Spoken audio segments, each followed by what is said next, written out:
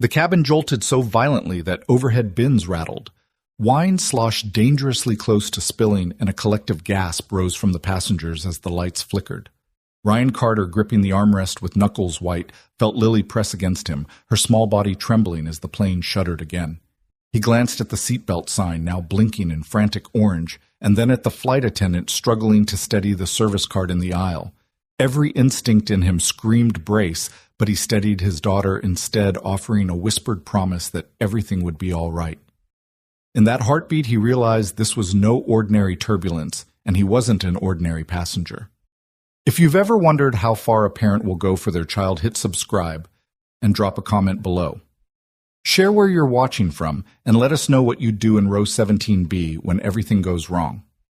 Now buckle up for part 1. Ryan Carter settled into seat 17B with a weary sigh. Lily curled against his side. Her sketchbook balanced on her lap. She drew tiny airplanes mid-flight, breathing life into each whimsical doodle. Her pencil strokes both a comfort and a reminder of why they were on this red-eye. A cheaper fare meant she could see the specialist in Greensboro first thing tomorrow morning. Across the aisle in 17C Victoria. Blake stared out the window without seeing anything beyond the inky night sky. She'd booked her ticket under a pseudonym to avoid the buzz of corporate fallout after her company's drone navigation scandal, but fate had other ideas. Ryan's jeans were worn thin at the knees, his hands rough from years of wrenching engines and fixing broken machinery. His hoodie bore the faded insignia of the Air National Guard, a chapter he'd closed when Lily was born, swapping flight suits for late-night rideshare shifts to make ends meet. Now, Alice, his granddaughter's name. No, his daughter's name? Lily.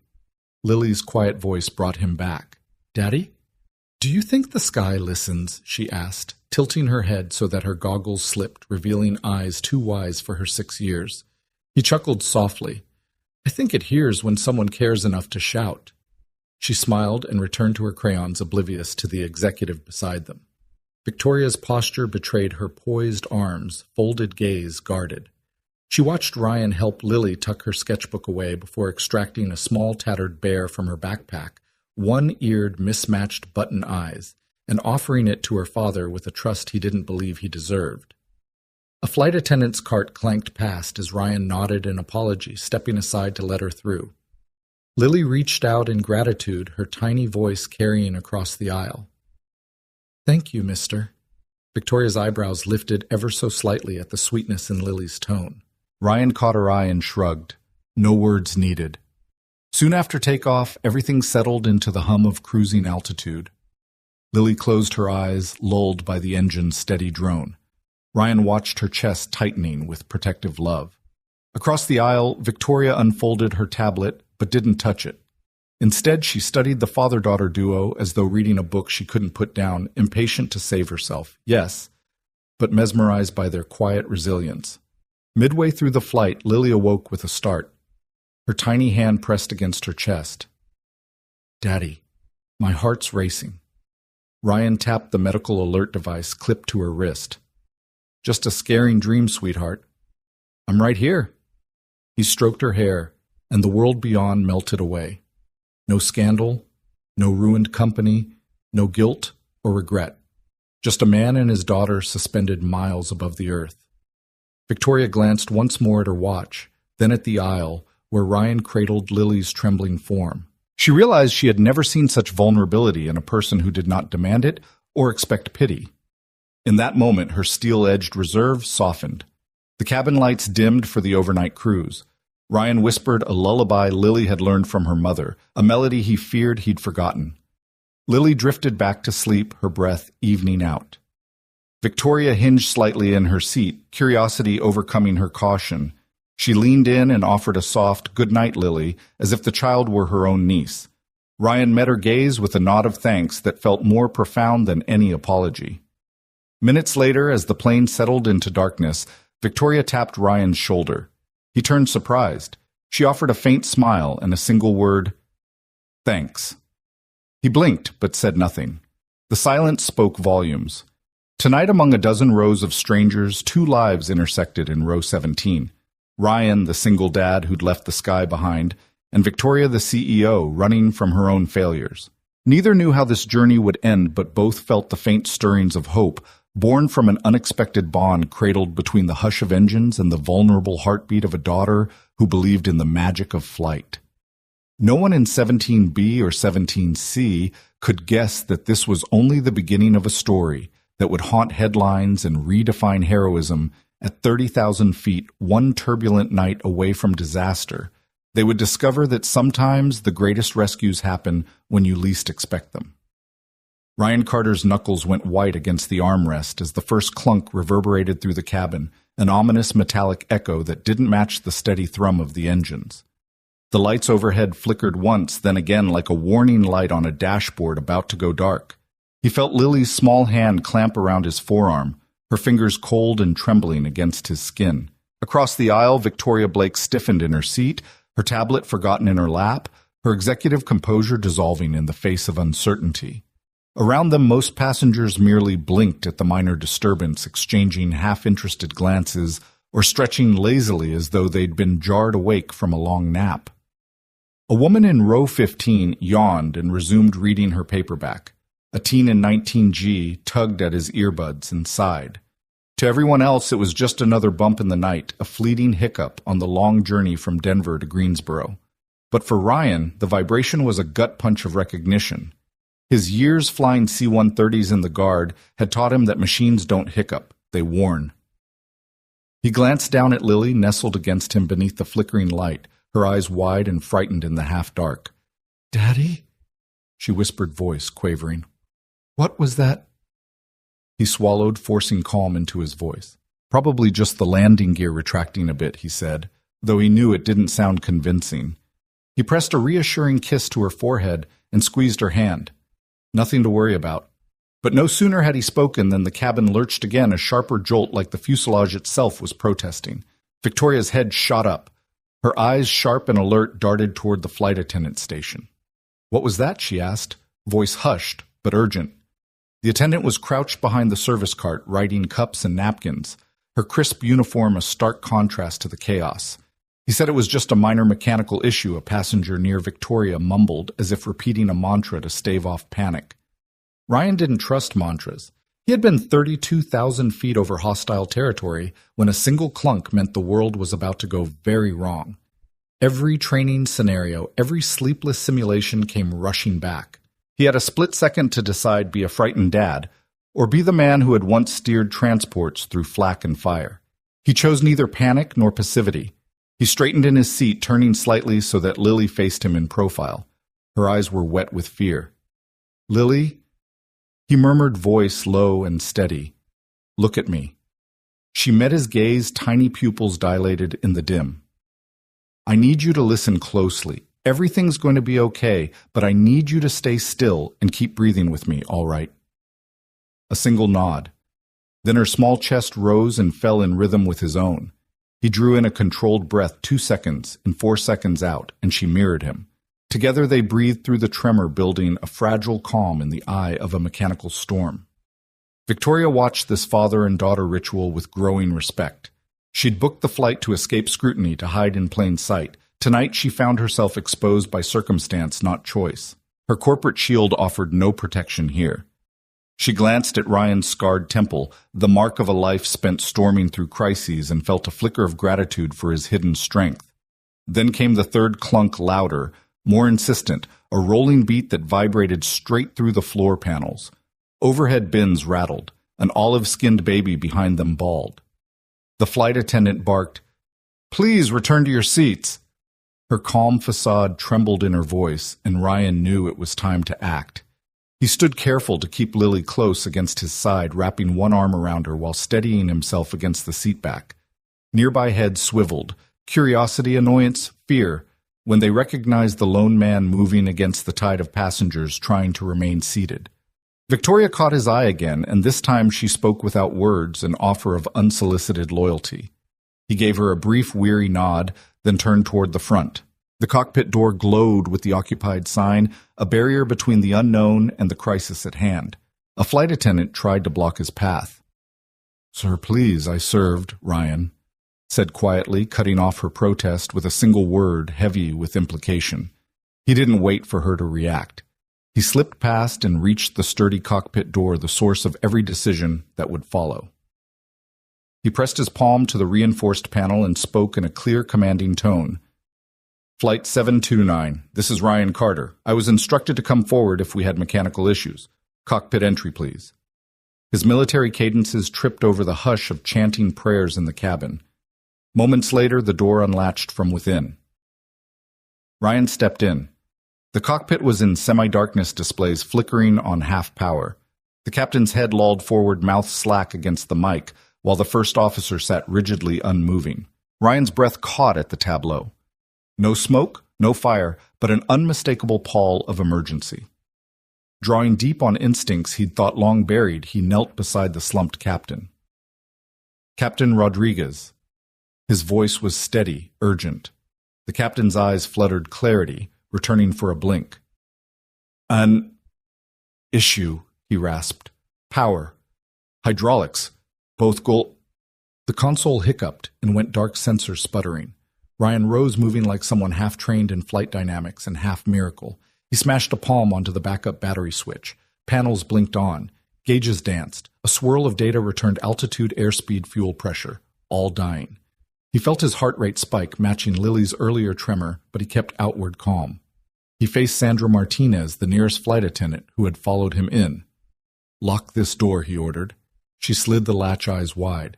I need you to secure the cabin seatbelts tightened, nothing loose. Her nod was immediate. Yes, sir. Right away.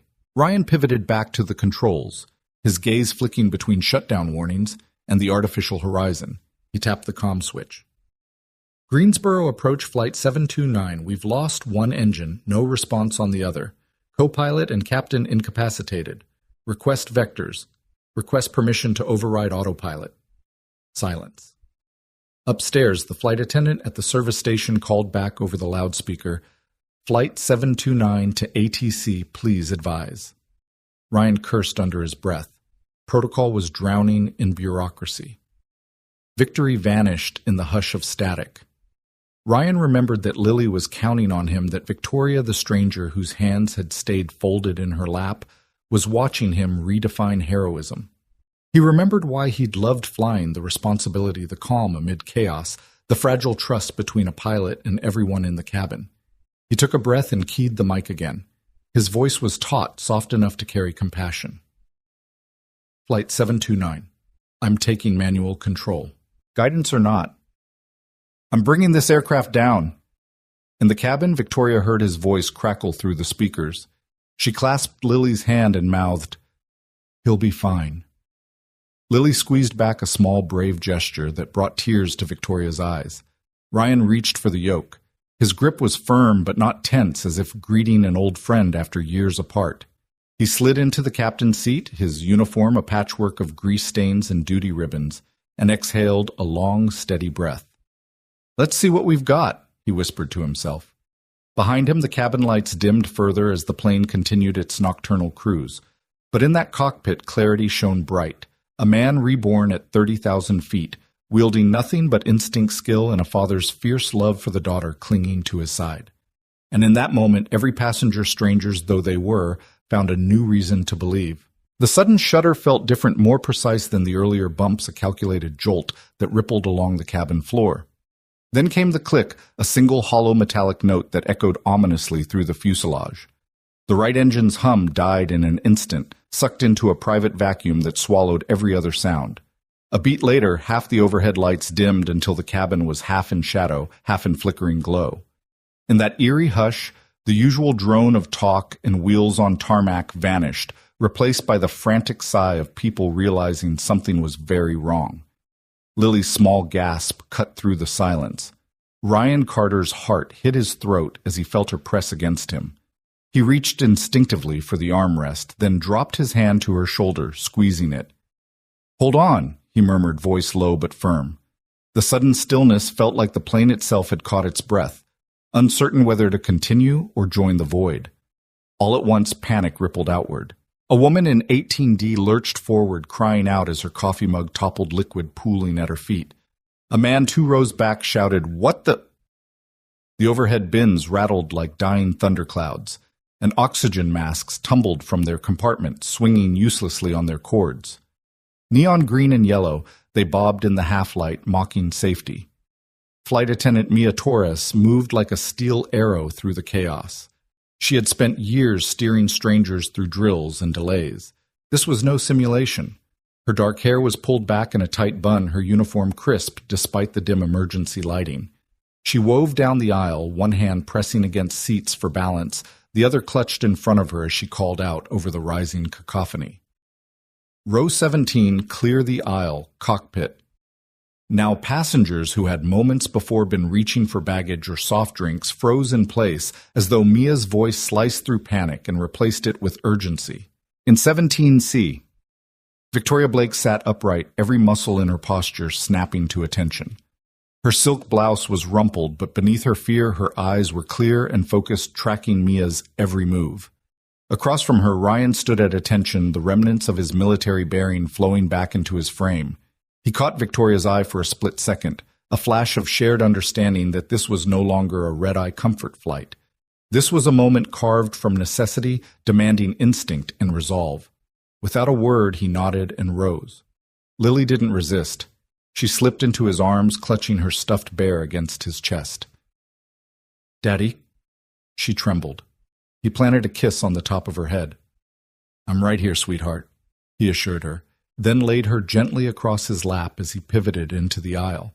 The plane pitched again, a slow drop that twisted ribs and rattled tray tables. Ryan braced one hand against the seatback, the other securing Lily. He caught a glimpse of the captain's door at the front, its small indicator light blinking red with the word occupied. He knew that Mia needed him up front. He needed to see what had failed, how deep the damage went.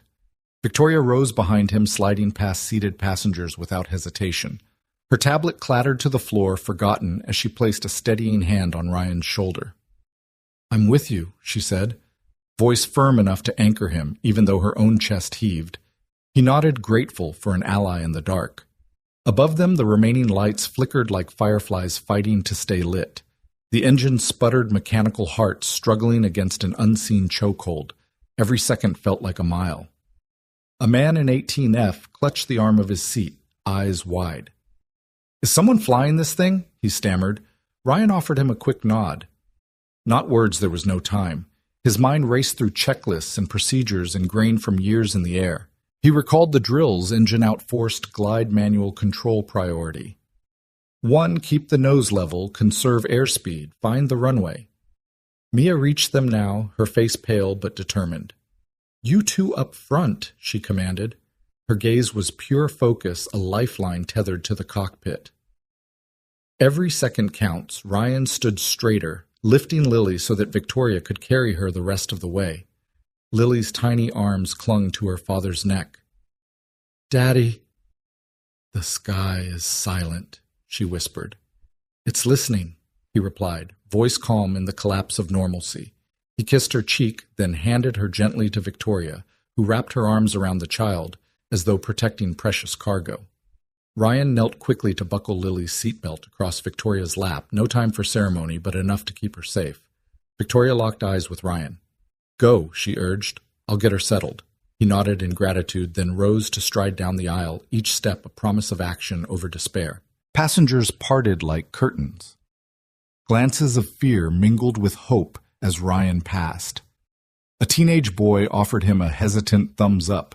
An elderly woman murmured a prayer. He acknowledged them with a brief inclination of his head, solidarity in crisis. As he reached the cockpit door, Mia pressed a stabilizing hand on his shoulder. "Godspeed," she whispered. He met her gaze. "See you on the other side," he said. She ducked back into the cabin just as he pressed his palm to the door's keypad. The latch clicked and he stepped into the quiet storm of the cockpit. The small chamber glowed with emergency lighting instruments strobing warnings across the panels. The captain sat slumped at the control's oxygen mask dangling. The first officer was slumped, eyes closed, unresponsive. Ryan's training kicked in, check, cockpit secure. He straightened the captain's seat, locked the yoke in place, then reached for the throttle quadrant. Only one lever responded, dead stick descent engaged. The autopilot panel blinked off. He paused, taking in the sight of gauges flickering between 0 and red. No thrust. Hydraulic pressure low. Cabin altitude climbing. His heart pounded.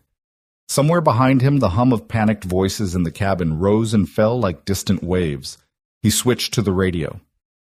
Greensboro approach flight 729. Captain and first officer incapacitated. Request immediate vectors and priority for single-engine approach. The static reply was slow to come, but he held the mic steady. Reply, please respond. A crackling voice finally broke through Flight 729. We read you. Confirm only one engine. You are cleared for... The message cut off as radio turbulence overwhelmed the line. Ryan's jaw set. He toggled frequencies, finding a direct military band. Sarah, this is Carter, he said into the headset he'd clipped to the side. He hadn't expected to use his old call sign, let alone this channel. Seconds stretched. Then a familiar voice, calm and urgent. Carter, you read? We're patching you through. You have my VFR vectors and clearance. Execute dead stick approach. Runway 22. We stand by. He nodded, even though she couldn't see him. Understood. Vectors locked. Heading set. Thank you. He clicked off the mic heart, settling into mission mode. He flicked switches, rerouted auxiliary power to critical systems, then swept his gaze across the cockpit. The windshield revealed only darkness pierced by distant city lights far below. Lightning from the earlier storm had cleared, but the tension in the air remained. Ryan took one last breath, finding center. He pressed his palms to the yoke muscles, coiling for action. Let's do this. He whispered more to himself than to any listening instrument. Behind him, the cockpit door slid open as Mia returned, ready to coordinate cabin procedures for the emergency descent. She handed him a checklist verbally. Secure loose items. Call for final cabin brace. Report seating counts. He absorbed her words, nodding as he activated cabin chime. Brace positions now. A muffled chorus of moving bodies, belts clicking in the dark. Ryan felt the plane shiver as it began its unpowered glide, and for the first time since the engine died, he embraced the silence not as an absence, but as a new kind of signal, one that demanded every skill he'd thought lost to time. And in that cockpit at 30,000 feet with the world rushing up to meet him, Ryan Carter reclaimed his purpose. A broke single dad in row 17B. No more. He was once again the man who could fly them all home. The cockpit door groaned as Ryan Carter pressed against it, the heavy metal hissing open to reveal a tableau of controlled chaos and dim red emergency light. Instruments flickered, alarms muted, but urgent warning lights blinking like nervous eyes. In the co-pilot seat, a young woman lay slumped, her flight jacket askew, oxygen mask dangling uselessly at her neck.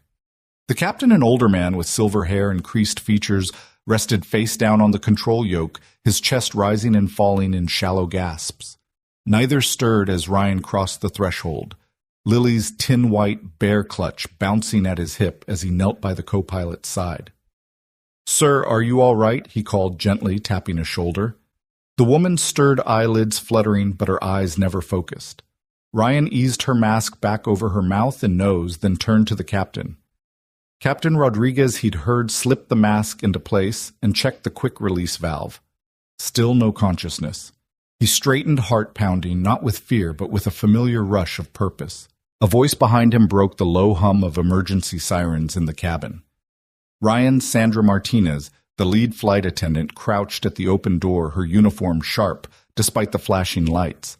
Dark curls escaped her bun, and her brown eyes bore the fire of someone who'd seen trouble, but never like this. "What's happening?" she asked, breathless. He rose into the glow, pulling off his hoodie and revealing the olive-green shirt beneath. The broad patches across his chest were a telltale hint, an Air National Guard insignia faded, but still recognizable. "I need you to help me secure them," he said, voice steady. "They're alive, but we've got minutes before cabin pressure goes critical." Sandra's gaze flicked between Ryan and the two unconscious pilots. She swallowed hard, taking a shaky step forward. I can get the medical kit. Do you want the first aid pack?" "Yes," Ryan replied, his tone shifting to command a tone he'd used countless times on dusty desert airstrips. "And lock that door behind you. No one else enters until I give the all clear." Nodding. Sandra sprang into motion, closing the cockpit door behind her with a soft click and racing to the aft panel to retrieve the crash kit. Ryan moved to the co-pilot seat first, testing for a pulse. It was faint, but there. He opened the overhead light, illuminating medical clamps and oxygen cylinders. With practiced efficiency, he checked the co-pilot's airway, administered a quick flow of oxygen, and massaged a prosthetic stimulator. The co-pilot coughed tight-lipped, then groaned as consciousness seeped back. "Stay with me," Ryan urged gently. The co-pilot's eyes blinked open confusion, swimming before clarity. Sandra knelt beside them, handing over gauze and mask. "She's stable for now," Ryan said, voice softening slightly. "We'll need her to monitor cabin pressure once we get it under control." He moved swiftly to the captain, shifting instruments out of the way as he applied the same techniques. Captain Rodriguez coughed a raspy sound that echoed off the metal bulkheads and sat bolt upright, eyes wild, until they landed on Ryan's uniform patch. Carter, the captain, rasped, voice thick. "What are you—" "No time, sir," Ryan said, guiding Rodriguez by the shoulders until the captain's mask covered his face. "Sit back. We need you to stabilize the controls if I can get the engines back online." Ryan placed the captain carefully in the co-pilot's seat and slid into the captain's position, the black leather creaking under him. The yoke was cold, the array of switches unfamiliar in their severity, but beneath his palms it felt reassuringly solid. He spoke into the intercom. "Flight 729 to cabin, your crew is responding. Return to your seats, keep belts fastened, and prepare for possible descent. Sandra, can you confirm life support systems?" Her voice crackled back. "Oxygen cylinders pressurized, portable unit functional. Cabin pressure holding at 14,000 feet equivalent." Ryan exhaled, nodding, even though she couldn't see him. Then he reached to the left console, flipping the power selector to AUX, bypassing the damaged generators. Sparks flickered along the panel. Warning lights danced, then a soft hum as auxiliary power bank engaged. Gauges flickered to life, hydraulics at 40% cabin altitude, blinking but stable. It wasn't much, but it was enough. He flipped on the captain's radio and found the emergency frequency pre-programmed into a toggle. "Greensboro Center. This is Flight 729 Captain speaking, Carter, formerly guard. Both pilots incapacitated, one engine lost, requesting emergency vectors. Static, tick, static." Then a crisp voice answered, "Flight 729 Greensboro Center. Reading you. Confirm one engine co-pilot conscious, over." Ryan opened the valve for his microphone. "Confirm one engine co-pilot conscious. Controls currently locked under manual override. I'm assuming command. Request immediate clearance for emergency dead stick approach." Relief crackled in the controller's response. "Flight 729 clearance granted. Runway 22 priority. Fire and rescue standing by. Vector 270 degrees, maintain 2000 until further instructed." Ryan exhaled, pressing his forehead to the yoke. "Thank you," he murmured. Then, as though no time had passed, he flipped back to cabin comms. "Cabin, this is the captain speaking, his voice a calm anchor amid turmoil. We have vectors and runway priority. Expect descent in 7 minutes. Keep belts secure and brace positions ready." Back to Sandra, who stood in the doorway. "We've got clearance," Ryan said more gently. "Inform the cabin, then secure your station." Tipping his head toward the co-pilot seat, he saw Rodriguez nodding off. He'd need to wake him again to monitor fuel and hydraulics. But for now, Ryan's focus was flight controls. He reached for the throttle's left side, stuck at idle with only one engine. He guided them gently to maximum permissible power on the right, feeling the airframe groan in acknowledgement. Sandra re-entered her presence, a steady reminder of the crew he'd temporarily displaced. "Cabin informed passengers responding well," she reported. "They're holding, trusting us." Ryan offered her a small, grateful nod. "Good work. Now help me run through gear and flaps, check manual only." She pointed to the checklist on the side panel. Together they ran through every line flap set to 20 degrees gear, locked down with emergency extension handle trim fields adjusted for a glide speed of 140 knots. The wind buffet against the windshield intensified as they began the slow descent, cloud layers parting to reveal distant runway lights glittering like a beacon. "That's runway 22 at 10 o'clock. "Low," Ryan murmured, scanning the horizon. Fire crews are lit up on the left shoulder. "Hard to miss." Sandra's eyes shone with awe. I never thought I'd say this, but I'm glad you're up here. She swallowed the rest. I was terrified. He paused, surprised by the honesty. In another life, he'd have offered a dry military quip, but here in the hush of cockpit emergency lighting, he could only speak human truth. I need you to trust that we can do this, he said simply. Keep the cabin calm. I'll keep this bird in the air. She nodded, returning to her station as he focused back on the instruments. The plane glided now, one engine humming a defiant tune against altitude and gravity. Ryan traced each gauge like a lifeline, coaxing the fuselage toward the runway, inch by inch, foot by foot, propelled by adrenaline and decades-old skill he'd once thought lost. In that moment, engines silenced two pilots down a flight attendant's unwavering support, and a bleeding array of warning lights. Ryan Carter reclaimed his purpose. The cockpit's eerie glow felt like home, every switch and lever a familiar friend.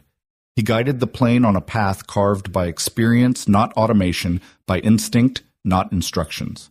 And somewhere in the cabin, Victoria Blake held Lily close, her gaze fixed on the cockpit door, trusting the man who'd walked through it.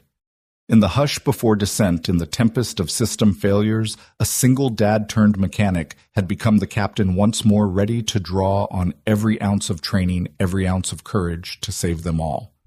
Ryan Carter's hands trembled only for a moment as he reached up and flipped the autopilot switch into the off position. Immediately, the cabin lurched, a steel groan rippling through the fuselage as the redundant systems winked out one by one. The twin engines, one long, silenced the other. Sputtering its last ceased their final moan, and the cockpit lights flared before settling into an ominous half-darkness. Ryan inhaled sharply, then exhaled, letting every ounce of tension drain from his shoulders. There was no longer an automated hand steadying the yoke. He was alone, relying on years-old muscle memory to keep this wounded aircraft aloft. Below him, the altimeter began its steady tick downward. He guided the yoke forward just enough to maintain a gentle nose-down attitude. Too steep a dive would bleed off airspeed. Too shallow, and they risked a stall. He eased into the trim wheel, his fingers deftly adjusting the stabilizer plane so the aircraft's weight would continue its powerless glide toward Greensboro. The cabin lights flickered again, then settled into a subdued red that made the cockpit feel both sacred and foreboding. Flight 729, he keyed the mic voice, calm but edged with gravity.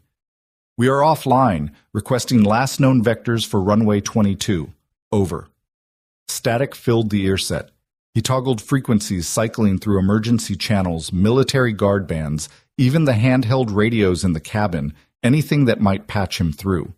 All he heard was hiss and crackle. The only coherent reply came through his co-pilot's headset, now attended by Captain Rodriguez's recovering lungs. Hold flight 729. Stand by. Then silence swallowed the line. Ryan kissed the earpiece to his lip.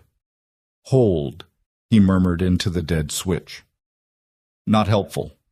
He flicked his gaze to the flight path indicator, a faint dot against the blackness, the runway's beacon nearly dead ahead. The glimmer was reassuring. If he could keep them level and aligned, gravity would do the rest, and the ground crews would be ready.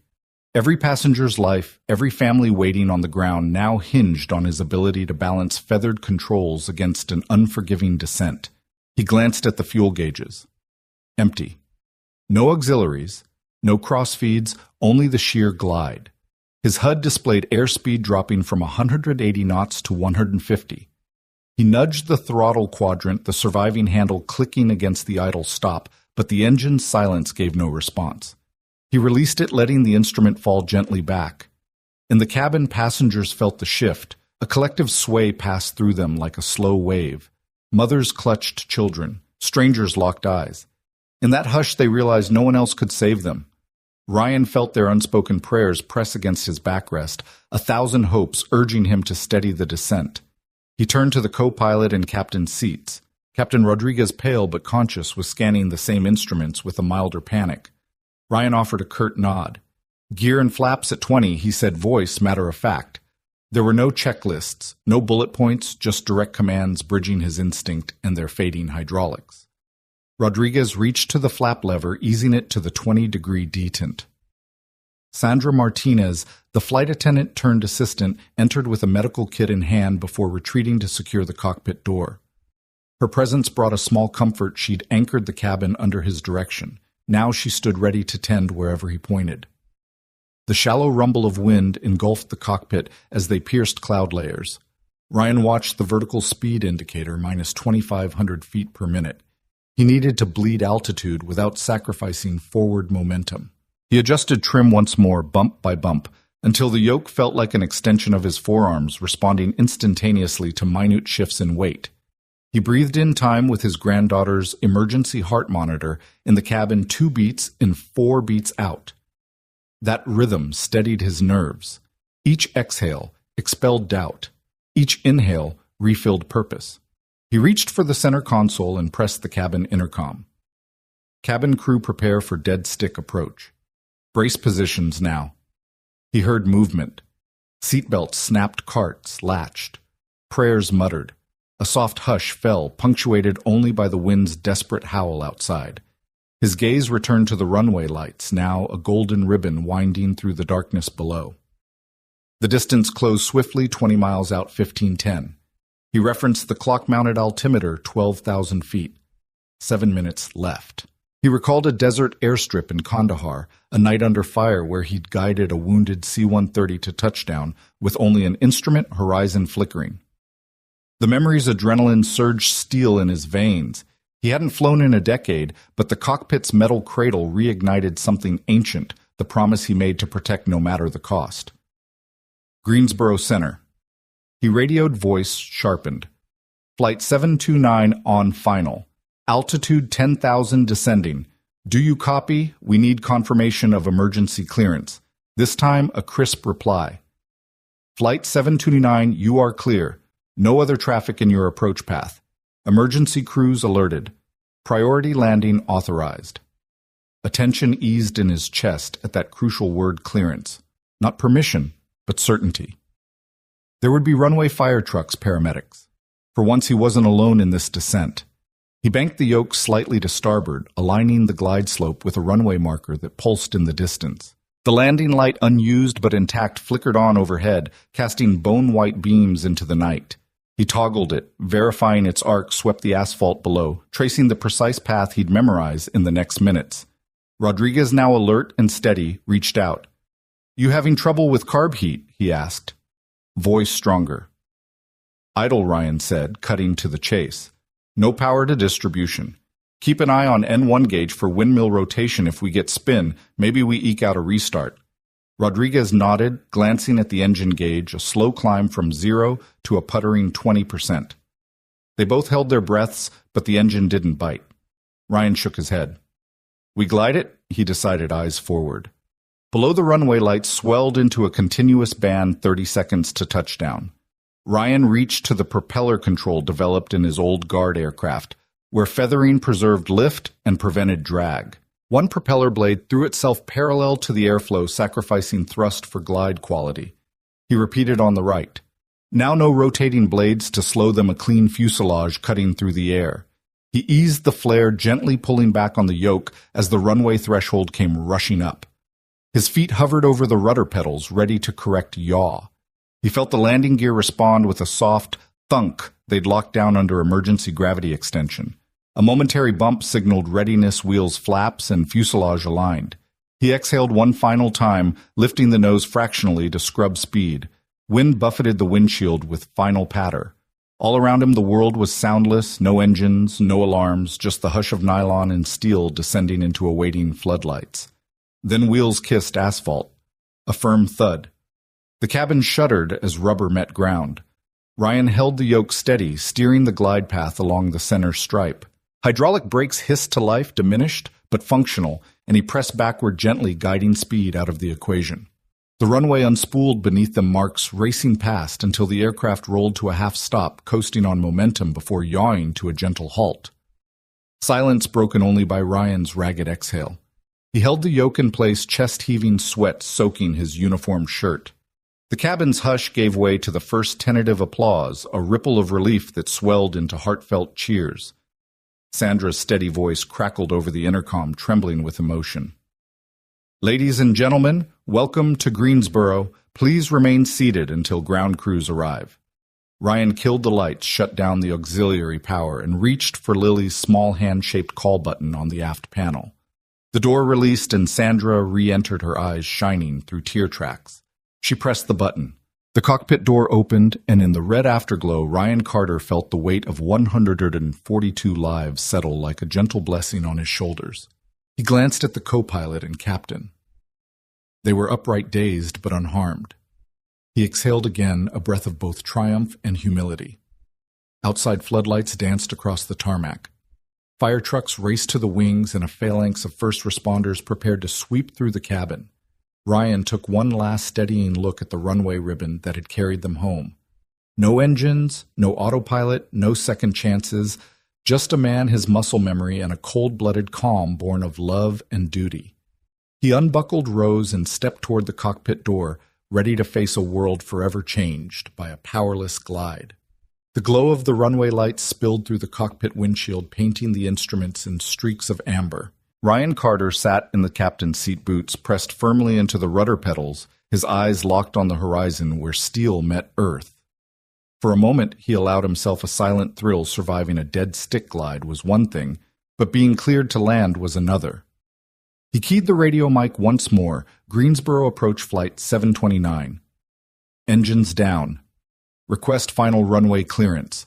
Static crackled in his headset, followed by a clipped voice. Flight 729, hold your position. We are unable to confirm an active flight crew license. FAA protocol requires valid certification before granting landing clearance. Please stand by for command review. A cold knot of dread tightened in Ryan's chest. He'd traded his Air Guard wing for a rideshare wrench nearly 10 years ago. The world's paperwork told one story, his uniform another. But this moment was life or death, and bureaucracy was no shield against gravity. With a grim exhale, he cut the mic and turned to Sandra, who knelt beside him, her face pale but resolute. They won't clear us without a license, he explained. We can't wait. Sandra's brow furrowed as she glanced back toward the cabin where passengers clasped each other's hands in quiet prayer.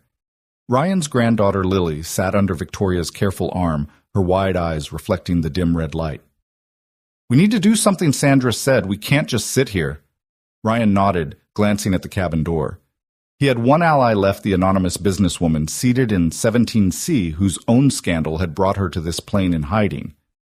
Caught in the middle of this crisis, Victoria Blake had remained calm, adjusting Lily's seatbelt, comforting other frightened children, and now she would need to leverage every ounce of her influence. He freed himself from the yoke and unbuckled. Victoria, he called over his shoulder. I need you up here. Seconds later, Victoria slipped into the cockpit, clutching Lily's sketchbook to her chest. Her tailored blazer, you saw a moment ago now, hung open, and her silk blouse bore the faintest shimmer of perspiration. She looked at Ryan, then at the radio panel. What's the holdup? She demanded quietly. He rewound the exchange. They say I don't have an active license on file. FAA protocol won't let me land a plane without it. Victoria's gaze sharpened. She opened her bag, pulled out her phone, and whispered an instruction. Ryan recognized the authority in her tone. This was no casual request. He returned to the yoke and adjusted the throttle, keeping the aircraft gliding on its precarious path while she made the call. Victoria tapped rapidly, her voice calm but urgent. Colonel Hayes, she said into the phone. This is Victoria Blake Greenstone Medical. We just had an emergency landing with Flight 729, and the pilot, Ryan Carter, is verified by your unit.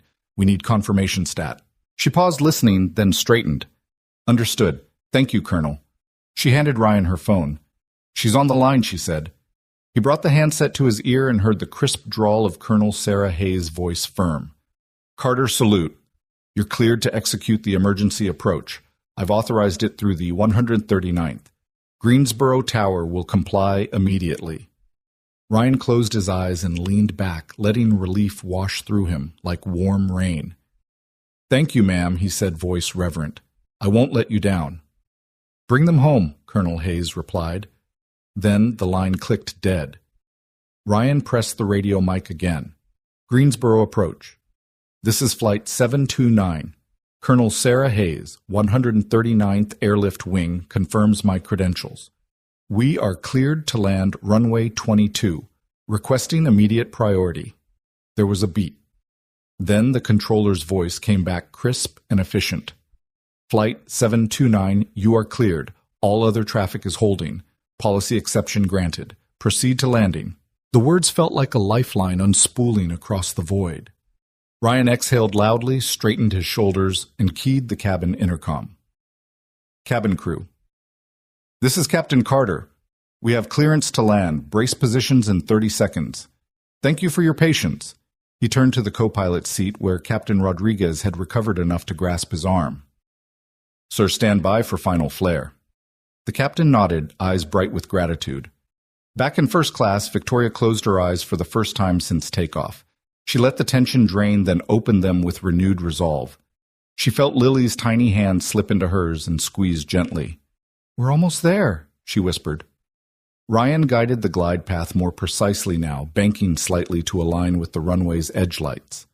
The plane's metal frame creaked with the strain, but held together just as they would, he assured himself. As the runway lights blazed beneath them, he prepared for the final sequence flare touchdown brakes.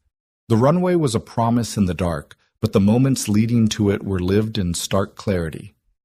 Here we go, he murmured, pulling gently back on the yoke. The nose rose fractionally, the airframe kissed by the wind as the wheels met the tarmac. A firm thud, the entire fuselage jolting through to the cabin floor. Ryan held the yoke steady, guiding the plane down the centerline, the runway unspooling like a golden thread. Brake handles engaged. Spoilers burst open, shearing off lift. The plane decelerated, the deafening roar of tires on the runway, replaced by a soft hiss of hydraulic systems re-engaging. When the aircraft rolled to a complete stop, Ryan killed the auxiliary power and sat in the sudden hush sweat glistening on his brow. He pressed a hand to his chest where his heart thudded a triumphant rhythm. Over the intercom, Sandra's voice came trembling but triumphant. Ladies and gentlemen, welcome to Greensboro. Please remain seated while ground crews board. Ryan exhaled the weight of every second lifting from his shoulders. He unbuckled and stood hands spread on the yoke as though saying goodbye to an old friend. Beside him, Captain Rodriguez placed a hand on his shoulder. Thank you, the captain said, voice thick. I owe you my life. Ryan shook his head. We all did our part. He turned to the cabin door and cracked it open. Outside floodlights raced toward the plane, fire trucks and ambulances forming an arch of red and blue. He glanced at Victoria in the first row, their eyes locking in a moment of wordless understanding. Then he walked back into the cabin where every passenger was already on their feet, faces alight with awe and gratitude. He reached Lily's seat where Victoria knelt beside her. All done, sweetheart, he said softly. Lily's blue goggles reflected tears of joy as she threw herself into his arms. Ryan lifted her into a hug, and the cabin erupted into spontaneous applause and ovation, not for a hero in uniform, but for a man who reclaimed the sky when it mattered most. As Ryan stepped down the aisle, Sandra appeared at his side. Not a bad day's work, she said, smiling through tears. He tipped his head. Couldn't have done it without you. At the rear of the plane, Victoria caught up to him, still holding Lily. She pressed a hand to his forearm. Thank you, she whispered, her corporate veneer gone, replaced by genuine warmth. For everything. He shook his head and crouched to Lily's level. Come on, Bug. Let's go home. And so they did, one licensed pilot, one corporate executive, and one brave little girl stepping off a powerless plane onto solid ground bound by an unspoken promise that in the thousands of feet between earth and sky, the human spirit can still write its own clearance to land. Ryan Carter's voice crackled through the cabin speakers, clear, calm, and laced with conviction. Ladies and gentlemen, this is Captain Carter. I need you all to trust gravity, and trust me.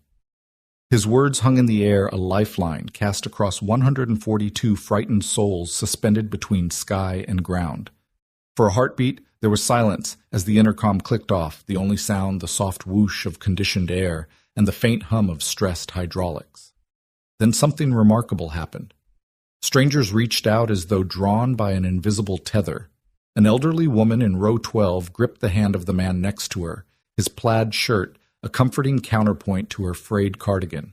His other hand flew instinctively to the armrest where a teenage boy in 19G earbuds dangling uselessly pressed play on his phone, then paused the music and looked up, eyes flicking from the aisle to the worried faces around him and back to the cabin lights above.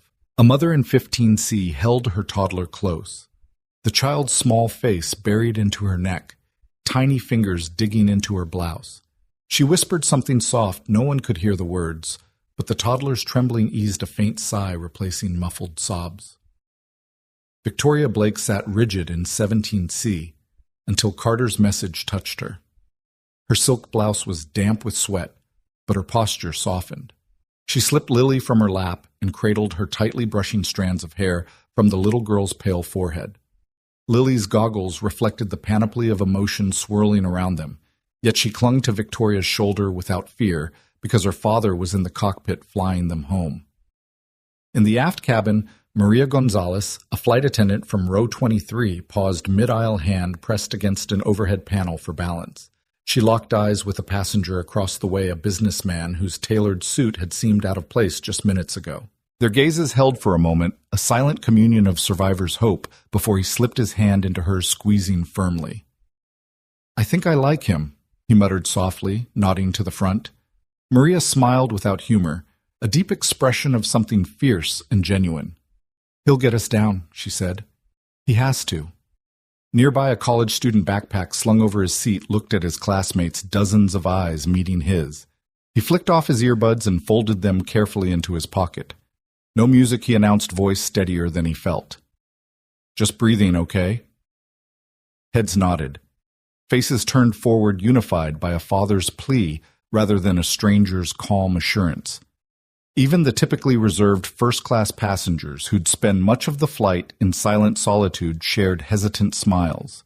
A wallflower in 1A rested her hand on the arm of an elderly stranger beside her. On her lap lay a volunteer's kit for a humanitarian mission in Greensboro, now a symbol of the very unity she sought across geopolitical differences. She whispered, "We'll make it," as though confessing a vow to herself as much as to him. Back in coach, a pair of backpackers who had spent the flight quarreling over seat assignments now leaned into each other with arms draped over shoulders. "I'm sorry," one said, voice choked. I was scared." The other squeezed his hand. "Me too. Thanks for saying so." Amid this chorus of small gestures, Victoria lifted Lily's chin so the child could see her eyes. "Daddy said to trust gravity," she told her softly. Lily nodded once, tears still glistening, but her small nod was resolute. Victoria brushed Lily's bangs back, pressing a light kiss to her temple. "And trust me," she added, voice unwavering in the dim cabin. In row 22, a retired school teacher eyed the glowing runic display of runway lights through the window. She extended her hand to the seat back ahead, fingertips brushing the metal latch instead of fidgeting with her rosary. She whispered a prayer for each life aboard, knowing every blessing counted. From the cockpit, Ryan felt the shift in atmosphere, no longer a collection of fearful souls, but a community bound by one man's courage and one father's love. He stole a glance at Captain Rodriguez and Sandra, both scanning the cabin monitors. Even they couldn't disguise the awe in their eyes. "Cabin crew." Ryan's voice came softer this time. "Thank you." The brief acknowledgement was more than protocol. It was an embrace of shared purpose. Maria, returning to her station, caught the intercom feed and let out a breath she hadn't known she'd been holding. She offered a brave smile to the passengers as she passed her uniform, once again the emblem of service rather than stress. Victoria returned Lily to Ryan's waiting arms when he unbucked himself to verify cabin status. She leaned into the aisle, shouting above the soft murmur, "Everyone, just a little longer. He's bringing us home." The cabin answered with a rising swell of applause, not loud or overwhelming, but steady and unanimous, like a tide of human trust washing away terror. The applause sounded not for a perfect landing, but for the quiet bravery of men and women who chose to believe each other in the face of crisis. A mother in 14B lifted her toddler up high, letting the child wave at the cockpit door. The child did so, tiny hand flapping, and the mother beamed.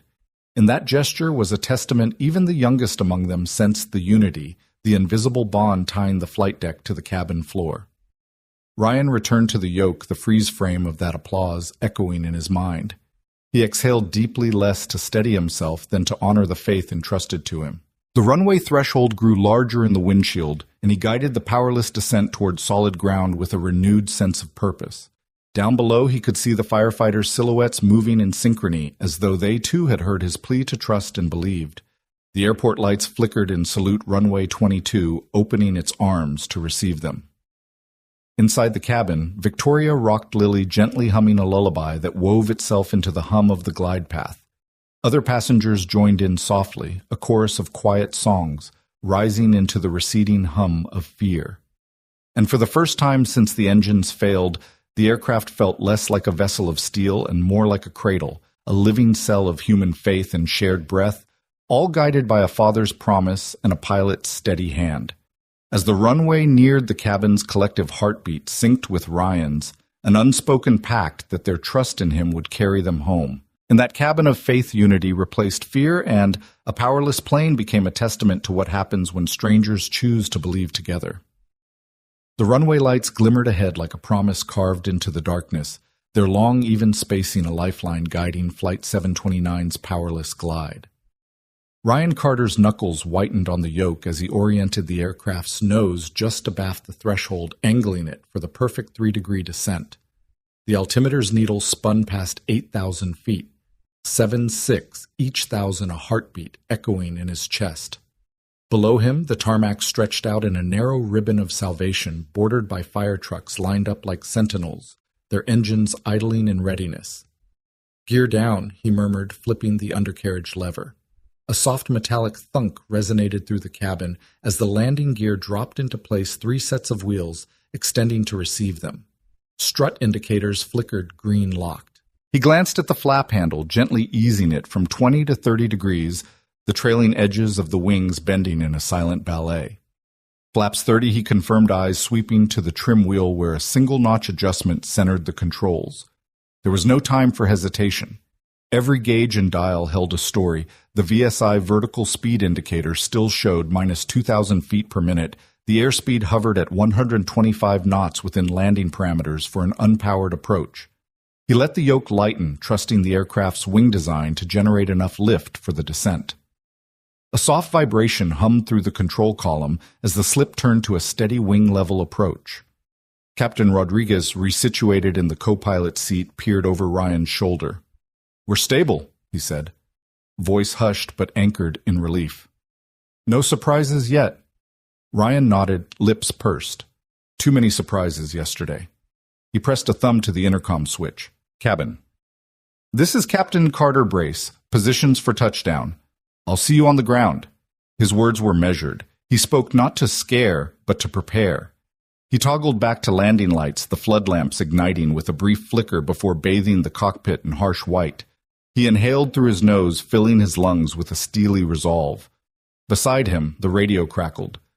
"Flight 729, you are clear. Wind calm. Runway is yours," Roger, Ryan said, switching frequencies off. The world outside condensed to runway 22, a single line to be honored. He leaned forward, scanning the runway's roundel markers, each one growing in size, inching upward through the windshield. Then came the distance markers, 3,000 feet, 2,015 each, passing under the nose with hypnotic precision. He thought of Lily curled in the arms of Victoria Blake, in 17C wheels of trust turning in her small chest. Her goggles had come off to reveal wide, trusting eyes, the same eyes that had guided him through desert storms and midnight maneuvers long ago. He hadn't flown a C-130 in a decade, but the muscle memory remained a ghost in his limbs, whispering commands in his marrow. 200 feet, Rodriguez called, voice low. Ryan's fingers danced on the trim wheel, one click starboard, then port keeping his glide slope aligned. The flare zone was imminent. Only a fraction of a degree separated a perfect touchdown from a high-speed bounce or a stall. He adjusted the yoke ever so slightly, raising the nose to trade speed for attitude. The runway's edge lights morphed into a single band of brightness. "Minimums," Rodriguez said, rechecking his scan of the approach path. Ryan's heart hammered, not from fear, but from the weight of responsibility. He recalled a night in Kandahar cockpit, awash in starlight, as tracer rounds danced across the horizon. That mission had demanded courage. This one demanded precision. He whispered a vow not to any higher power, but to gravity and to Lily, "I won't leave you behind." Below the runway threshold was less than 100 feet beneath them. Ryan eased the yoke fully back, flaring the aircraft into a gentle roundout. The wind buffeted the fuselage, a final test of control. The main wheels kissed the runway with a soft boom that reverberated along the floorboards. For a moment they hung in balance, two steel hearts alight with hope. He held the controls firm, allowing the spoilers to arm. A quick toggle, and they burst open on cue shearing lift and pressing the metal down onto the asphalt. Ryan applied reverse thrust on the sole engine left, a live feeble thrust but enough to help scrub speed. The nose wheel lowered with a clunk, aligning the nose gear with the center line. 20 knots. Rodriguez noted voice, bright. Brakes. Ryan pressed the hydraulic lever, feeling the pedals bite as brake assemblies engaged. The aircraft slowed in a controlled slide, shedding momentum with the precise grace of a glider landing in a bowl. Fire trucks roared past on either side, their water cannons spraying arcs of mist. Windshield wipers swept the droplets away as though clearing his view for the next big step, safe stop. He held the yoke firm until the speed bled to near zero, then gently parked the plane on the runway center line. A final click as the spoilers returned to neutral engines shut down in a single master switch flip. The cockpit sank into the stillness that only follows high tension. 4 sets of wheels, 22 oxygen-starved souls, and a father's vow had pulled them through. Ryan exhaled a long, shuddering breath that carried a tide of relief. He turned to Rodriguez, sharing the unspoken gratitude of 2 pilots, 1 veteran instructor, 1 sudden rescuer. Rodriguez's hand came to rest on Ryan's shoulder. "You did it." Ryan nodded, voice hoarse. "We did it." He keyed the intercom again. "Ladies and gentlemen, welcome to Greensboro. On behalf of the crew, thank you for your trust. Please remain seated until ground crews secure the aircraft." From the aisles erupted cheers, tears, laughter, an involuntary symphony of release. Ryan shot a quick glance over his shoulder, passengers pressing forward to see the cockpit hugging neighbors, clasping photos of loved ones. In 17C, Victoria rose with Lily in her arms, walking toward the front row with cautious joy. Ryan stepped from the cockpit into a corridor alive with relief and wonder. He knelt to Lily's level as Victoria brought her to him.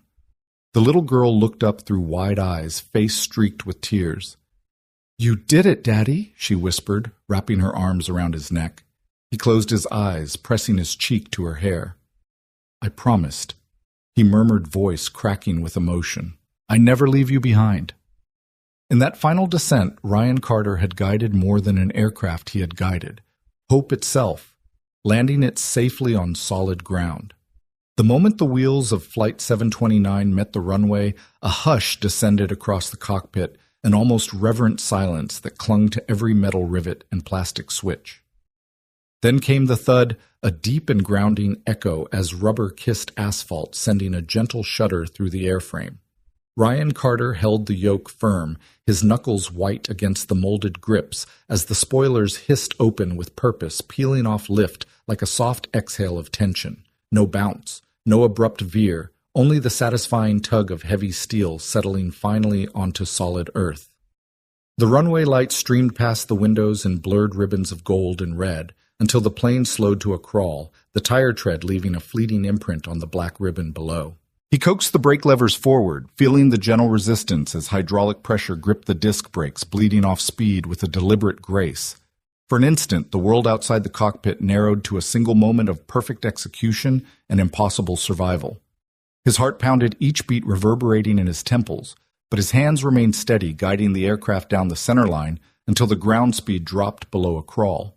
He killed the auxiliary power switch, plunging the cockpit back into a dim calm, interrupted only by the faint glow of standby instrument lights. Then the intercom came alive with a wave of sound that washed through the cabin, spontaneous cheers, claps, sobs of relief, laughter ringing like bells. Flight attendants who had once moved through the aisles with trembling hands now leaned into the seats, their faces alight with awe. Passengers unbuckled in a flurry of motion, hugging strangers, wiping tears, pressing phones to capture the final seconds of an extraordinary descent.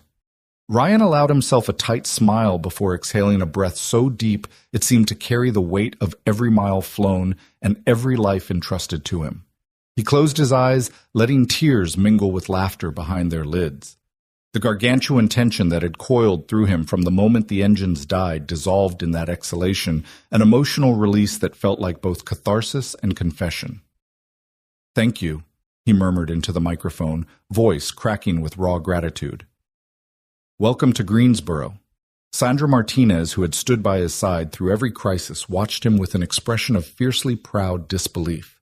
She pressed a hand to his shoulder, a simple gesture that spoke volumes. "You did it." He turned, nodding to Captain Rodriguez and the recovering co-pilot, whose hands trembled as they extended toward the controls long enough to kill the remaining systems. Above them, the cockpit door opened as Victoria Blake stepped forward, Lily still cradled in her arms. The little girl's eyes, wide with wonder, locked onto her father's face. "Daddy," Lily squealed, her small fingers brushing against his chest as Ryan dropped to one knee to meet her. He swept her into a hug so tight he felt her pulse against his uniform. The cabin's roar dimmed around them, fading into a backdrop of staccato applause and joyful cries. Victoria stood beside them, tears glistening on her cheeks. She reached out, brushing Ryan's hair from his forehead before tucking a strand behind her ear. "You did it," she whispered, voice thick with emotion. "You saved us all." Ryan pressed a kiss to Lily's crown, his voice trembling. "I promised I wouldn't leave you behind," he said, his gaze lifting to meet Victoria's. "And I never will." Behind them, a line of firefighters and paramedics formed along the cabin door, clipboards in hand and flashlights dancing over the fuselage as they prepared to escort every passenger to safety. But for a moment, no one moved. The cabin remained a tableau of stunned gratitude, as if no one dared break the spell of survival they had just lived through. A passenger in row 21. A businessman who had frowned at Ryan's hoodie and grease-stained uniform just hours earlier stood unsteadily, removing his tie and throwing it over his shoulder as a makeshift banner. "That was the most incredible thing I've ever seen," he told the flight attendant as he passed, voice still trembling. "I want to thank him." Maria Gonzalez. The young flight attendant who had anchored the cabin with her calm efficiency nodded and pointed toward the cockpit stairs. "Go on," she said gently. "He's here." One by one, passengers surged forward, pressing gifts into Ryan's hands. A child's toy plane. A small bouquet of wildflowers, hastily written notes of gratitude. For Lily, a grandmother in 14B said, pressing a small locket into his palm, "Keep this close." Ryan accepted each token with a quiet nod, emotion flickering in his eyes, as he realized how deeply his actions had touched these lives. He placed each gift on the instrument panel, an altar of gratitude blooming amidst the flickering gauges. Lily handed him a crumpled drawing she had made during the descent. A bright yellow sun over a plane with hearts for windows, the words "My Daddy Saves Planes" scrawled beneath in crayon. He unfolded it carefully, his throat catching as he read her childlike script. "That's my favorite landing gear," he teased her softly, brushing a tear from her cheek. Lily giggled, her small arms looping around his neck once again. Victoria stepped closer, pressing her hand on his shoulder. "We should probably get off," she said, but her voice lacked urgency. This moment was sacred, and no one yet wanted to leave it. He nodded slowly, wiping his eyes on the sleeve of his olive-green shirt. "Let's." Ryan stood Lily bobbing on his hip and faced the cabin one last time. The cheering swelled again, forming a wave of unfiltered joy. He raised a hand in salute, not as a pilot commanding respect, but as a father reclaiming his place in the world. As he descended the small cockpit stairs, he felt the plane's heartbeat pulse beneath his feet, an echo of the pilots and crew whose combined efforts had staved off disaster. He met Victoria in the aisle, and together they walked toward the cabin door, stepping into the floodlighted tarmac. Behind them, Flight 729's engines remained silent, yet the echo of its miracle landing would roar forever in the memories of those who lived it. Outside, a cool breeze carried the scent of rain and fresh asphalt. Firefighters saluted, paramedics offered water and blankets, and airport officials burst into applause as Ryan and Lily emerged into the night. Cameras flashed, capturing the image of a man in a faded uniform, tears glistening on his cheeks as he carried his daughter toward safety. Ryan lifted Lily's hand to his lips, planting a kiss on the top of her small palm. "Mission accomplished," he whispered, his voice steady at last.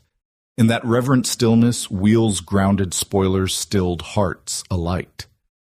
The miracle of a powerless landing became the testament of one man's grit, one child's faith, and an entire cabin's courage. And as the cheers carried into the night sky, Ryan Carter realized that the true measure of a hero was not in uniforms or licenses, but in the promise kept when the world leaned on you to deliver every life safely home. The cabin door thudded open under the floodlights of Greensboro's emergency vehicles, and a wave of cool night air swept through the aisles. Firefighters in bright yellow coats and paramedics in reflective vests swarmed the plane's entrance stretchers at the ready, their radios crackling with simultaneous demands for medical aid and crowd control.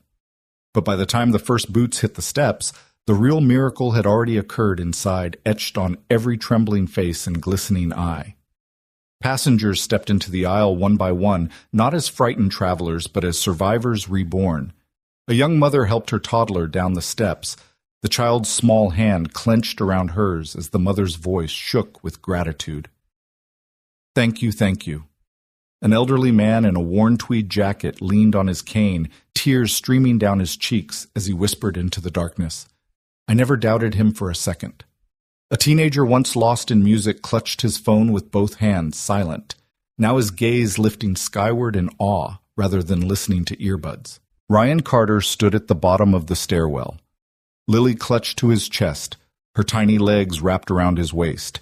His uniform olive-green shirt, engine grease smudged at the elbows, was speckled with sweat and tears, but he looked no less majestic for it. Each passenger who passed paused for a moment at the threshold, offering a broken nod or a wordless thank you before collecting themselves and moving on. In that brief exchange, Ryan recognized something he hadn't felt in years, genuine, unguarded respect. Among the throng, Victoria Blake emerged from the cabin, her designer suit replaced by a simple cashmere sweater she'd grabbed in haste. She held Lily's sketchbook, a keepsake of crayon hearts and smiling airplanes, close to her chest. Reporters and camera crews clustered near the ramp, their lenses drilling into the night, hungry for the next sensational headline. But Victoria stepped deliberately to the front, planting herself between the cameras and Ryan like a shield. A reporter thrust a microphone at Ryan's shoulder. "Captain Carter, can you describe what happened back there? The FAA wants an official statement." Victoria's voice rang out, cutting through the clamor. "No statements," she declared firmly. "This man regains his privacy and his peace of mind. If you want to tell stories, write about the bravery of every passenger who trusted him." The cameras flickered, momentarily silenced by the force of her conviction. Ryan's chest tightened at her defense. He saw in her eyes a fierce protectiveness, a woman who would no longer allow her daughter's hero, nor the pilot she had come to care for, to be commodified. He offered Victoria a grateful nod, then bent to brush a kiss across Lily's warm forehead. The child's eyes shone with unspent wonder as she whimpered, "Did we land safely?" "Daddy?" Lily's voice carried to the paramedics waiting below. One of them stepped forward, concern etched across her face. "Little girl, do you need medical attention?" she asked gently, reaching a hand toward Lily's forehead to check for fever. Victoria straightened her posture, unwavering. "We're fine," she said softly. "Just a bit shaken, but we're okay." The paramedic nodded and stepped back into formation, realizing this family's strength was evident in Lily's calm trust. Behind Ryan, Captain Rodriguez and the first officer watched as passengers disembarked, offering a silent salute to the man whose grit had carried them safely to ground. Rodriguez approached Ryan, respect plain in his eyes. "I've flown dangerous missions," he said quietly, "but nothing demands more precision than a dead stick approach." Ryan shrugged, humility mingling with exhaustion. "This time it wasn't about precision," he said, voice low. "It was about the promise I made to Lily." He turned, brushing Lily's curls from her forehead as she tucked her chin into his neck. "And I always keep my promises." At the bottom of the ramp, reporters shouted questions. Cameras zoomed in on the glossy sheen of sweat on his brow, and scribbles of notepads begged for headlines. But Victoria stood like a statue, arm outstretched, a red ink "no comment" scrawled across her eyes. The first reporter, a young man chasing clicks, sputtered out into the night, while the rest hesitated, sensing that this moment was not theirs to seize. A firefighter offered Ryan his hand to descend the final steps. "Glad you're all right, Captain," he said in the quiet aftermath. "We've seen a lot of landings. This one was special." Ryan accepted the hand and stepped onto the tarmac, feeling the cool asphalt beneath his boots. He closed his eyes for a fraction of a second, drawing in the night air as though it were a baptism, the smell of engine exhaust, wet pavement, and freedom. One by one, passengers made their way down the ramp. Some embraced by loved ones waiting beyond the barricade, others leaning on strangers for support. Each connection, the handshake, the tearful hug, the whispered thank you became a testament to what had happened in the air, a cabin transformed by faith unity and a man's unwavering determination. At the base of the stairs, Lily slid from Ryan's arms and toddled toward the waiting crowd. Small hands were outstretched, policemen offering candy, flight attendants offering tissues, reporters holding phones, but Lily paused only for Victoria's arms diving back into her lap. Victoria rocked her gently, murmuring, "You were so brave, baby." Lily looked up at her father. "Can we go home now?" she asked, voice both weary and triumphant. Ryan laughed softly, brushing a finger across her nose. "Home," he promised. "We'll go home." A hush fell across the tarmac as Ryan turned to face the assembled passengers and crews. He raised a hand not in military salute, but in simple acknowledgement. The hush shifted into a hum of applause, growing until it echoed off the hangar doors and filled the night air. For a heartbeat, there were no reporters, no cameras, just people lifting their voices in gratitude. Victoria stepped to Ryan's side, placing a gentle hand on his back. "You brought them home alive," she said. "That makes you more than a pilot. You're an unexpected hero." Ryan's gaze lingered on the rescue crews, the firefighters, the paramedics, even the ground handlers standing by. The real miracle, he said quietly, happened inside that cabin, when strangers clasped hands and trusted each other. He looked down at Lily, whose small head rested against Victoria's shoulder, and then back at Victoria, whose eyes glistened in the floodlight's glare. In that glowing tableau, Ryan saw the sum of every act of kindness that had carried them through the night. The father's sacrifice, the CEO's shield, the grandfather's steady prayer, the mother's gentle lullaby. A nearby policeman stepped forward, offering Ryan his badge, in deferent tribute, a simple gesture that spoke volumes.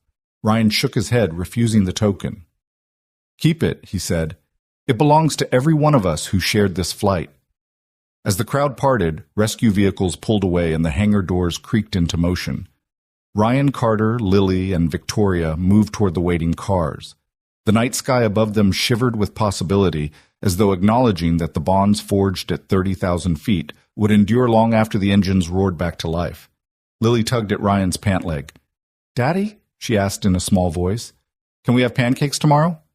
He smiled, ruffling her curls. "Pancakes it is." Victoria slipped an arm through his. "And maybe next time," she said, "we'll ride first class." Ryan laughed, a deep, unguarded sound that carried through the now empty tarmac like a benediction. "Only if you promise to keep me out of the headlines." Victoria grinned. "I promise." Together they climbed into the waiting SUV, an unremarkable vehicle compared to the extraordinary flight they'd survived. As the doors closed and the headlights pulsed into the night, the world watched the unexpected hero, the little girl with unbreakable trust, and the woman who refused to let his courage be exploited. And in that quiet triumph, they all understood true heroism is not born from perfect credentials or flawless records, but from the willingness to step into uncertainty and carry others safely home. The morning sun slanted through Ryan Carter's kitchen window in soft golden beams, painting the scratched Formica countertop with promise. He'd been sipping his coffee black, no sugar, the way he liked it. When the mail arrived, a crisp official envelope stamped United States Air Force. He frowned, setting his mug aside. He hadn't expected anything more than the usual bills and takeout menus since Flight 729's miraculous landing weeks ago.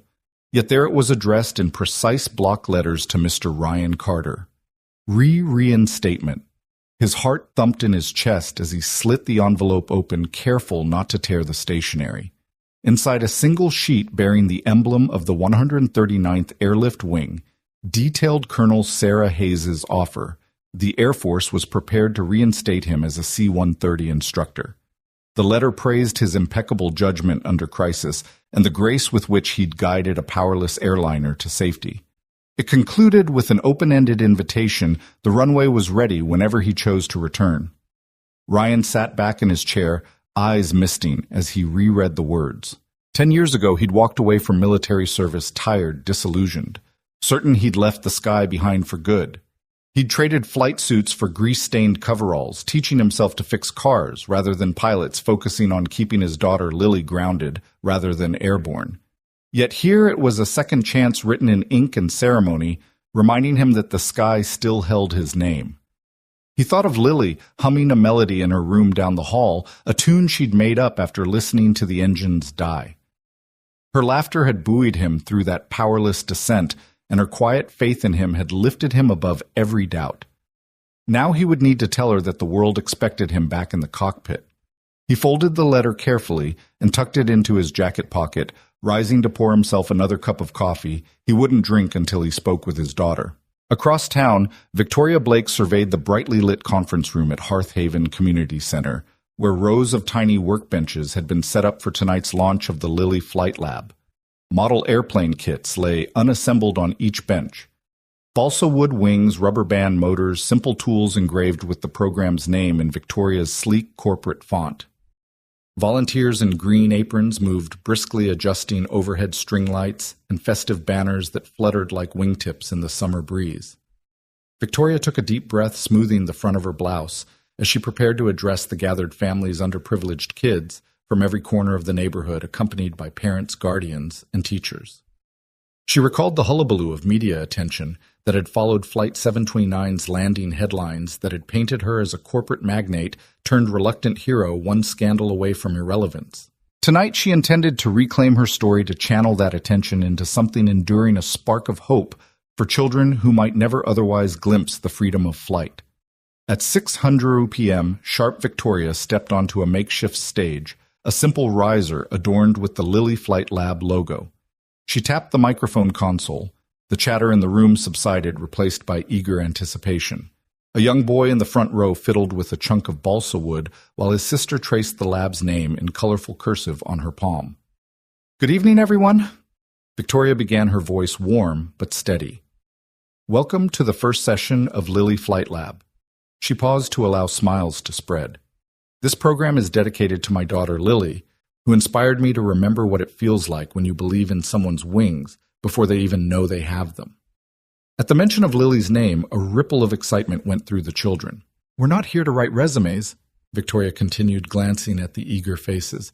"We're here to build dreams one wing at a time." She walked among the benches, lifting up a completed model from the volunteers' table. "These airplanes may be small, but they carry big ideas, persistence, creativity, teamwork. And just like any real airplane, they need a good pilot, and that's you." A hush fell as she invited the children to choose their kits. Tiny hands darted forward and the room buzzed with activity.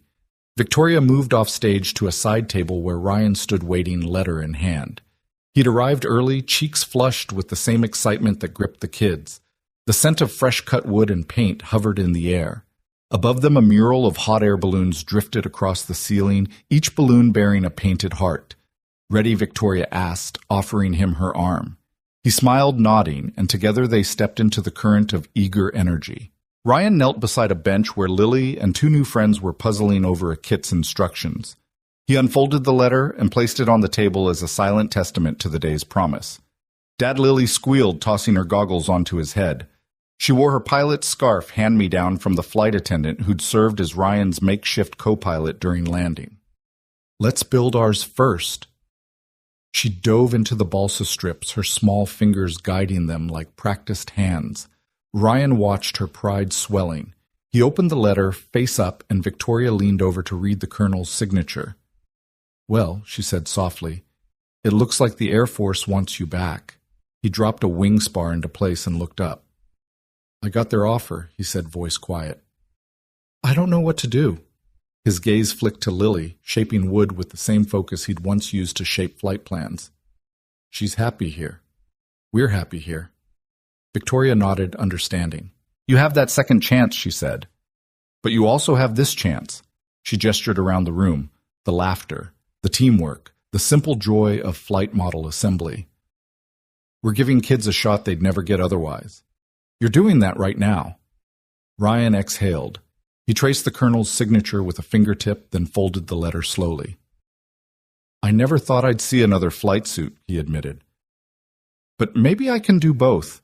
His eyes found Lily's as she coaxed a rubber band motor into place. I want to teach again, he said, half to himself, half to the universe. But I also want to build this program with you. Victoria smiled, her pulse quickening at the prospect. We can make that happen, she promised. You'll be our chief flight instructor here, too. Imagine after-school sessions led by the man who saved Flight 729. She winked, and a few parents overheard exchanging glances of eager approval. Lily looked up at the two of them, crayon hearts gleaming in her notebook beside the letter. Can I learn to fly real planes, Daddy? She asked, hope shining in her eyes. Ryan reached for her hand, brushing his thumb over hers. In time, Bug. In time. Over the next hour, families teamed up to craft tiny fuselages and wings, guided by Ryan's steady encouragement and Victoria's organizational flair. He showed them how to test the rubber band motor's tension, how to balance the wing's center of gravity, and how with a gentle flick the model plane could soar across the high beams. Victoria circulated, offering high fives and applause for each maiden flight, her laughter a bright chord in the symphony of sawdust and excitement.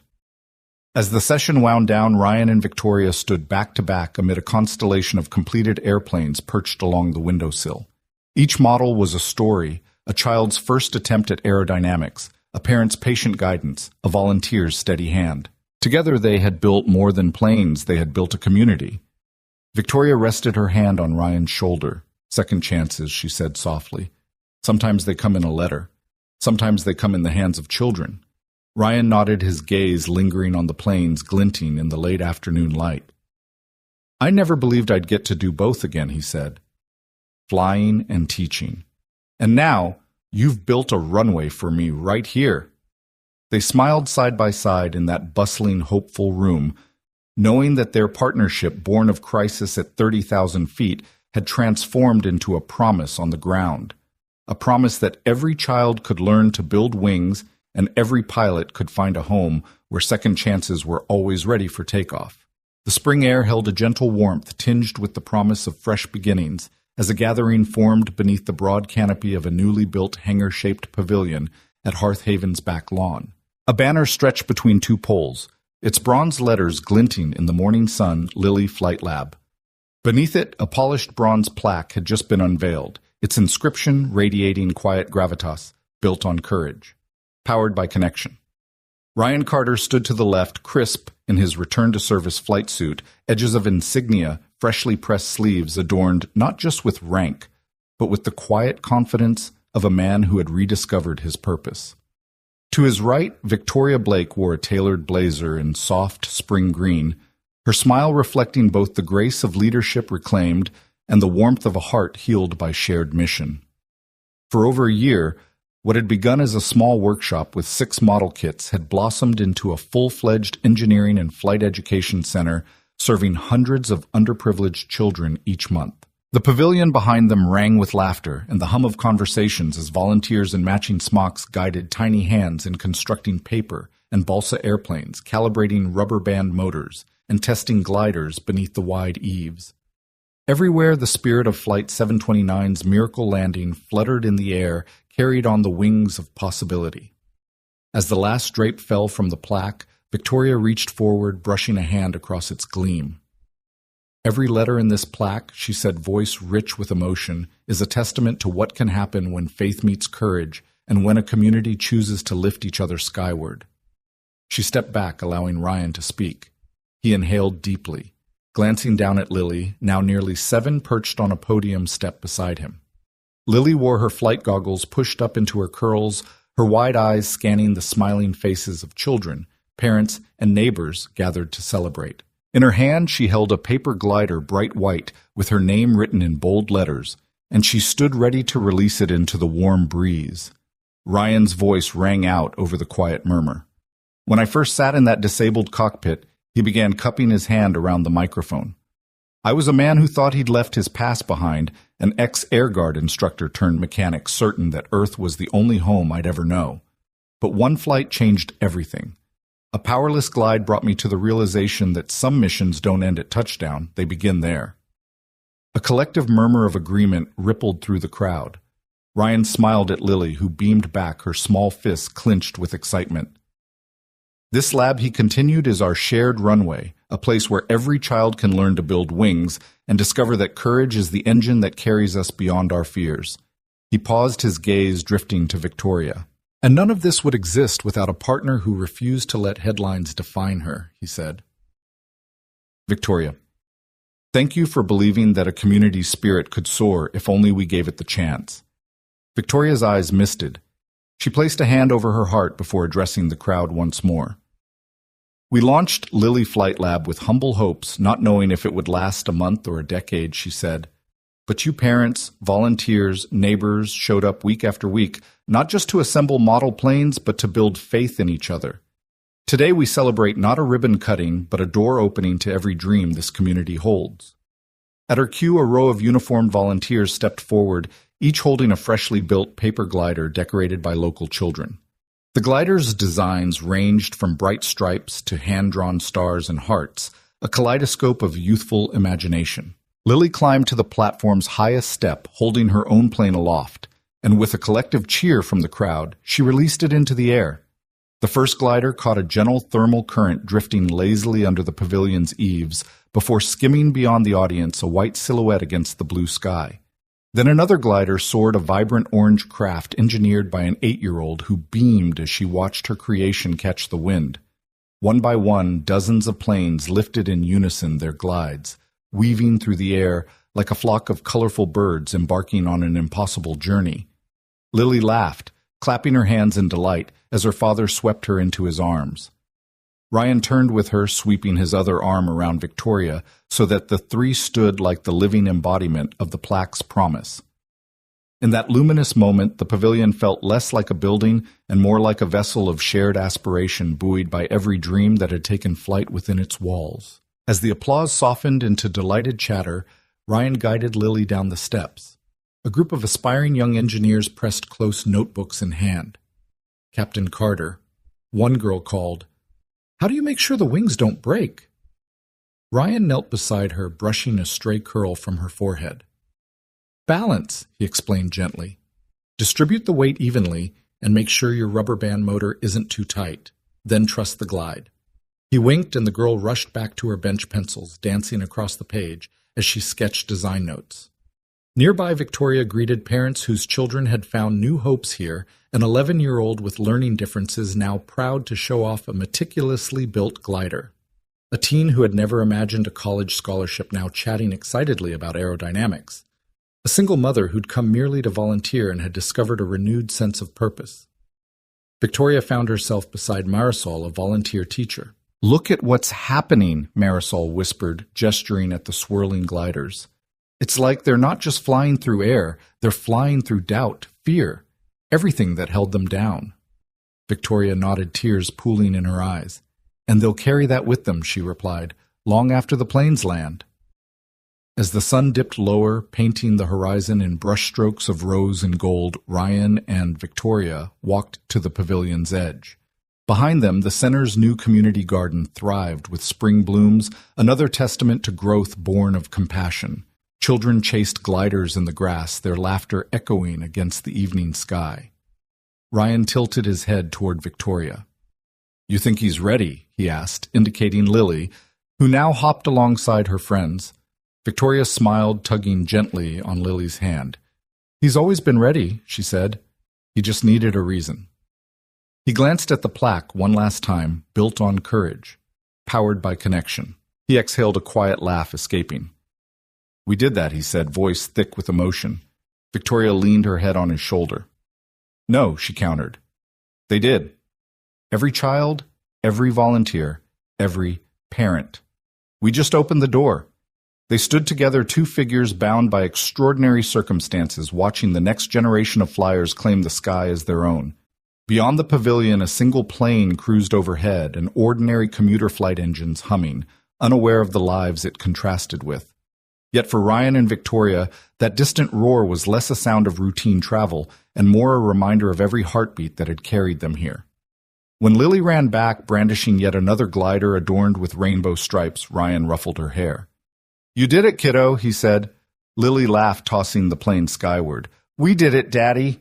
Victoria joined them, arms linking as the glider arced high into the twilight. In its graceful flight, they all saw their reflection, a community lifted on wings of courage and connection, bound for horizons they'd only just begun to explore. And in that moment, beneath the warm glow of the setting sun and the ever-watchful eyes of the bronze plaque, Ryan Carter and Victoria Blake knew they had not only landed a plane and saved a cabin, but had charted a new course for every spirit yet to soar. The future was theirs to build one wing at a time.